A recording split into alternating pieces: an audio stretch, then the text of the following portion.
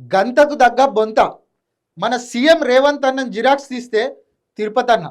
నేను ఎందుకు ఈ మాట అంటున్నా అంటే, ఇగో కొడంగల్ ఇన్ఛార్జ్ మన తిరుపతి అన్న ఉన్నాడు కదా, ఆయన సొంత నియోజకవర్గంలో మద్దూరులో ఆయన కాన్వాయ్ని అడ్డుకొని సొంత పార్టీ కార్యకర్తలే చిత్తుగా తిరగబడ్డారు. ఇక చూడరు ఇక్కడ పొల్లు కొట్టడానికే సిద్ధమయ్యారు. ఎందుకు అనంటే చైర్మన్ పోస్టు ఒకరికి ఇస్తా అని చెప్పి ఇంకొకరికి ఇచ్చిండట. అలా రెడ్డి సామాజిక వర్గానికి చెందిన ఆయనకి ఇచ్చిండట. మరి వీళ్ళు ఎప్పటి నుంచో పార్టీని నమ్ముకొని ఉన్నారు. వీళ్ళకి ఇస్తా అని చెప్పి ఇవ్వకపోతే ఎవరికైనా ఏమనిపిస్తుంది అండి? సొంత పార్టీ కార్యకర్తలే. చూడరు, ఒకసారి మీకు వీడియో చూపించే ప్రయత్నం చేస్తా, చూడరు.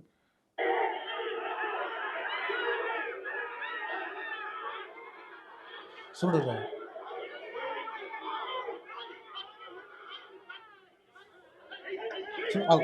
పోలీసులతోటి లాఠీ చార్జ్ చేయించాడు వాళ్ళ మీద. అడిగిన పాపానికి పోలీసులతోని లాఠీ. చూడు పాపం. గింత అన్యాయమా? గింత ఘోరమా? చూడండి. పోతుండే, అయిపోయింది, కార్లు ఎక్కించుకొని పోతుర్రు. అగో అసలు ఏం జరుగుతుంది రాష్ట్రంలో? ఏమైతుంది? గింత అన్యాయమా? గింత దారుణమా? మొన్న జరిగినటువంటి సర్పంచ్ ఎలక్షన్లలో కూడా ఇదే వ్యవహారం జరిగింది. పార్టీని నమ్ముకున్న కార్యకర్తలకు కాకుండా ఎవరో కొత్తగా పార్టీలకు వచ్చిన వాళ్ళకు నిలబెట్టి గెలిపించిర్రు. పార్టీని నమ్ముకున్న వాళ్ళు ఏమైపోవాలి? వాళ్ళు అడిగితే ప్రశ్నిస్తే గీ వ్యవహారం గిదా చేసుడు? గిదేనా? ఎందుకు ఇంత దిగజారుతాలు? మీరు రోజుకి అర్థమైతలేదు అసలు. ఖచ్చితంగా దీని గురించి కామెంట్ చేయుర్రి. ఈ వీడియో అందరికీ షేర్ చేయుర్రి.